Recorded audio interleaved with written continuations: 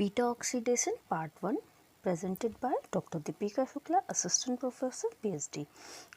Let's see what is beta oxidation, definition of the beta oxidation, occurrence of the beta, where कहाँ पे होता है beta oxidation and process क्या होता है beta oxidation, क्यों होता है beta oxidation का need क्यों होता है, ये सब हम लोग देखेंगे. ठीक है, let start beta oxidation. Beta oxidation of a fatty acid, the breakdown of the fatty acid to acetyl coenzyme में. बीटा ऑक्सीडेशन का जो लॉन्ग चेन होता है वो एसिटाइल कोएंजाइम ए में ब्रेक होता है. ठीक है, होता कहाँ पे, ये होता है माइटोकॉन्ड्रिया में. But long chain fatty acid होता है साइटोसोल में और बीटा ऑक्सीडेशन होता है माइटोकॉन्ड्रिया में. The process is strictly aerobic, और जो प्रोसेस होता है वो स्ट्रिक्टली एरोबिक होता है, ऑक्सीजन के प्रेजेंट में ही होगा. After production acetyl coenzyme A is directly into the Krebs cycle, और जो भी टू कार्बन के एसिटाइल कोएंजाइम ए बनते हैं वो टीसीए में, TCA another name of the Krebs cycle. ठीक है, तो उसमें चला जाता है. It is mainly tissues including, it's occur mainly कौन कौन से टिश्यूज में होता है ये हम लोग देख लेते हैं. लीवर में होगा, किडनी में होगा, हार्ट में होगा. And fatty acid oxidation doesn't occur in the brain, brain में फैटी एसिड का ऑक्सीडेशन नहीं होगा. These are the several type of the fatty acid oxidation. सिर्फ बीटा ऑक्सीडेशन नहीं होता है, alpha oxidation of the fatty acid, beta oxidation of the fatty acid and omega oxidation of the fatty acid. But ये depend करता है certain condition पे, जो condition होते हैं उसके अकॉर्डिंगली. जैसे लॉन्ग फैटी एसिड चेन होगा तो वो बीटा ऑक्सीडेशन होगा. ठीक है,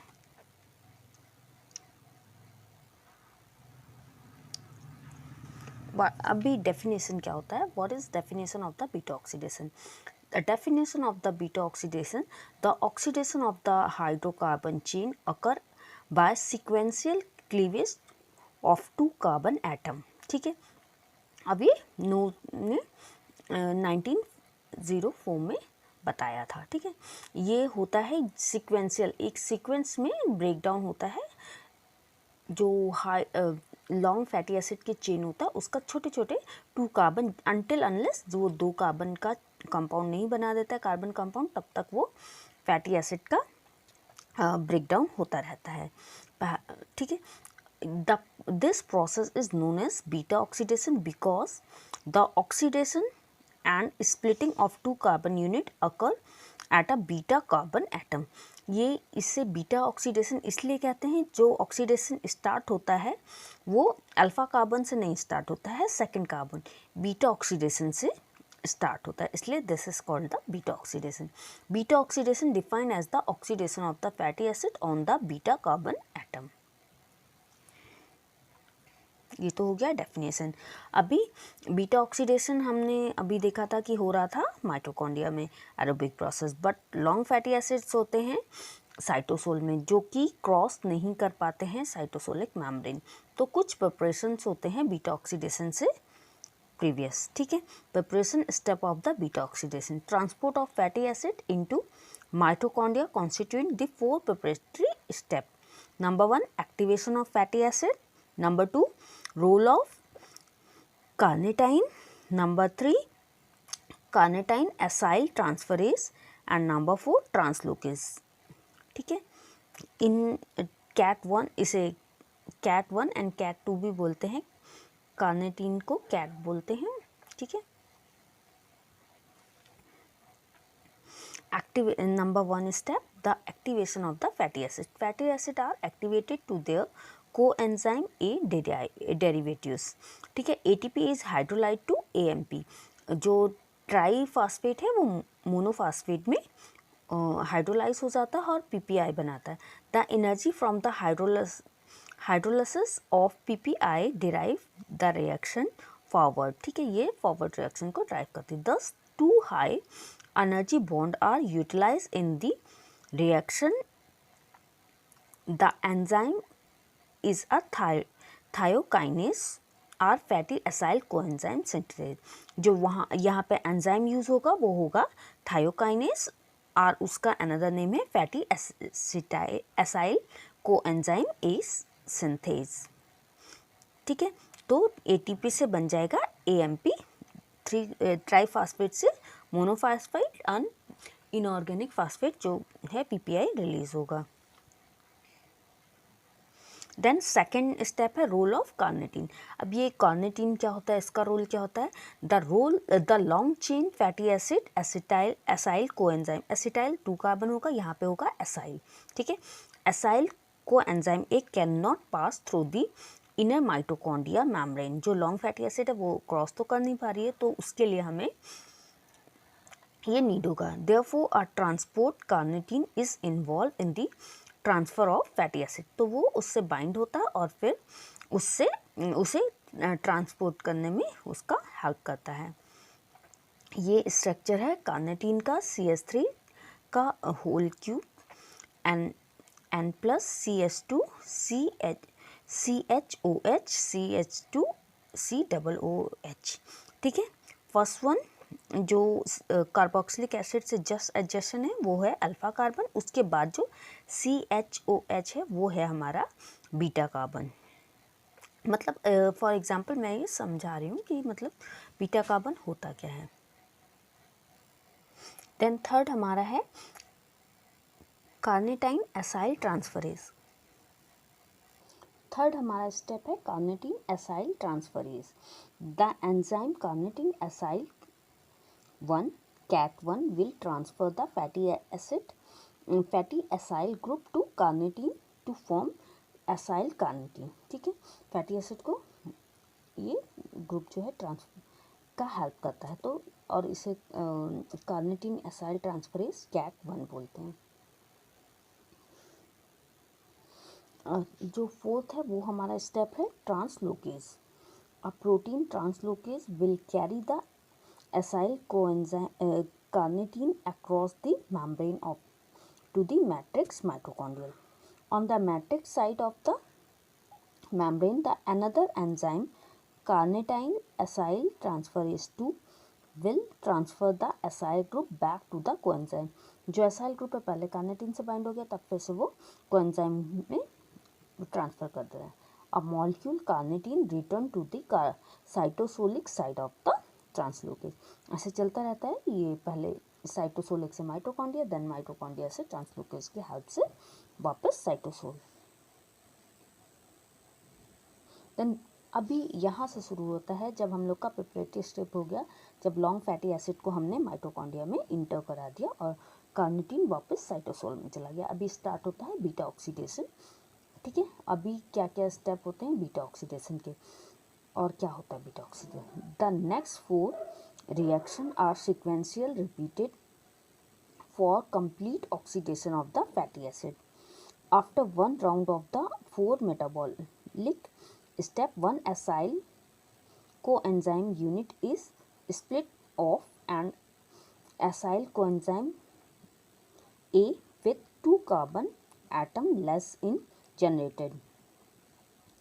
This would undergo the same series of reaction again until the fatty acid is completely oxidized।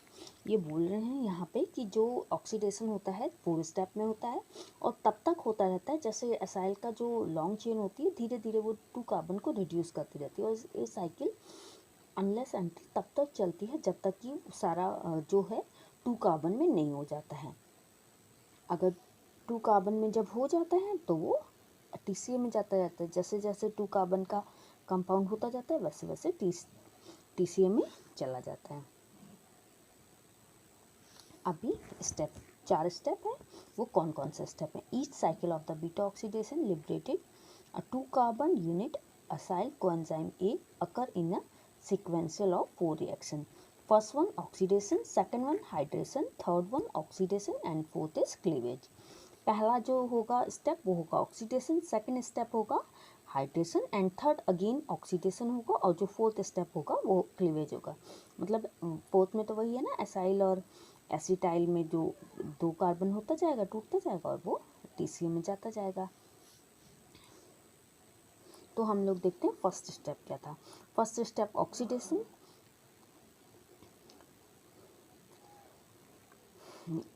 Acyl coenzyme A undergoes dehydrogenase by an FAD dependent flavor enzyme, acyl coenzyme dehydrogenase. A double bond is formed between alpha and beta carbon. 2 and 3 में जो carbon है जो 2 में है वो है पहला वाला जो है कार्बोक्सिल ग्रुप से अटैच है, देन सेकंड वाला, देन थर्ड वाला। ठीक है, सेकंड वाला हमारा अल्फा होगा, थर्ड वाला बीटा होगा, तो वही उसी पे रिएक्शन होगा।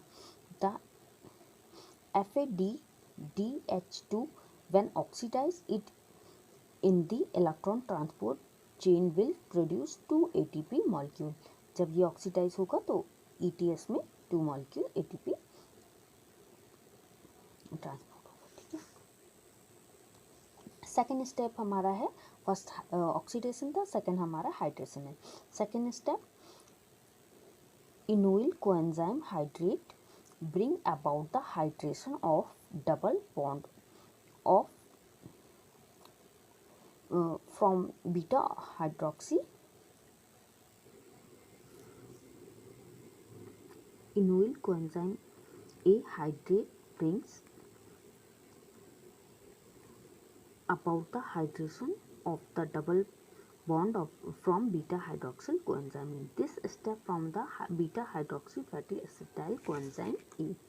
देन हम लोग आ गए थर्ड पे से है oxidation, beta hydroxy acyl coenzyme A dehydrogenase catalyses the second oxidation. First तो पहले हो गया था, अब ये है second oxidation and generate the NADH which when oxidise in the electron transport chain will generate 2.5 ATP। 2.5 10/4 equal to 2.4।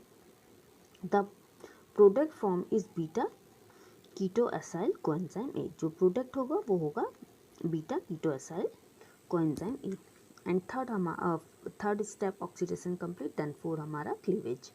ठीक है, क्लीवेज में क्या था, फाइनली जब पूरा हो जाता है तो द फाइनल स्टेप में क्या होता है, जो 2 कार्बन का फ्रेगमेंट 2 टाइप में फ्रेगमेंट होते हैं, एक तो एसाइल कोएंजाइम ए बनता है और दूसरा एसिटल कोएंजाइम ए बनता है।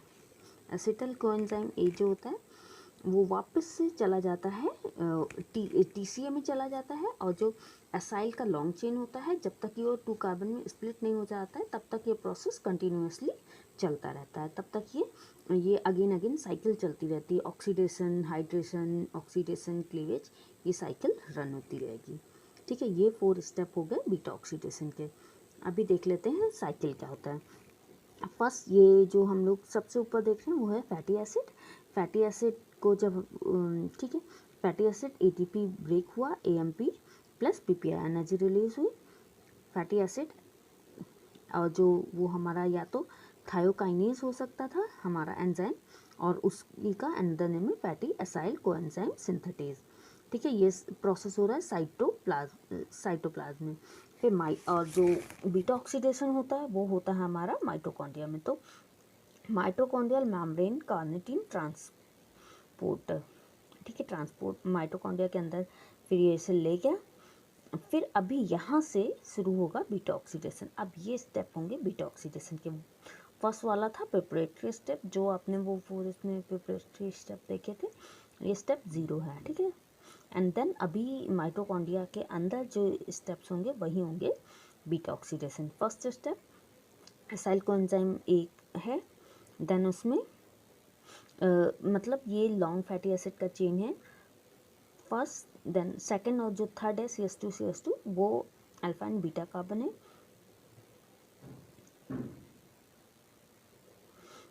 ठीक है, FAD बन गया, FADH2 1.5 एनर्जी रिलीज हुई, एसाइल कोएंजाइम डिहाइड्रोजिनेज एंजाइम है। ठीक है, फिर जो सेकंड प्रोडक्ट बना वो बना alpha beta and unsaturated fatty acyl coenzyme ए।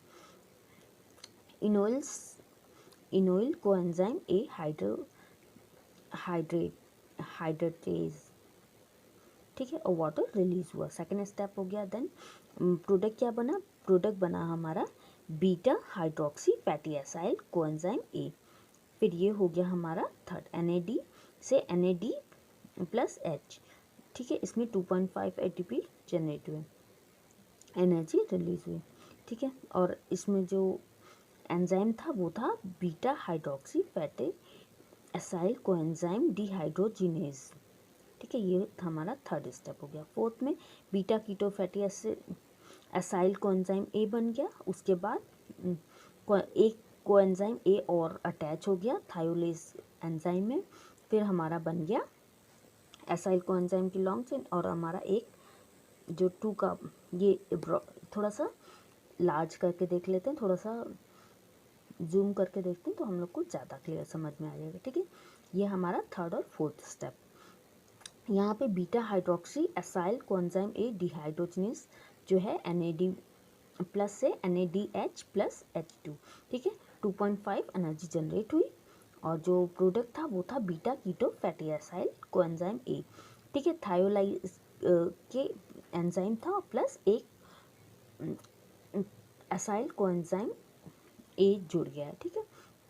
ऐसा थायो ग्रुप को प्रेजेंट करता है, ऐसे भी लिख सकते हैं या, ठीक है।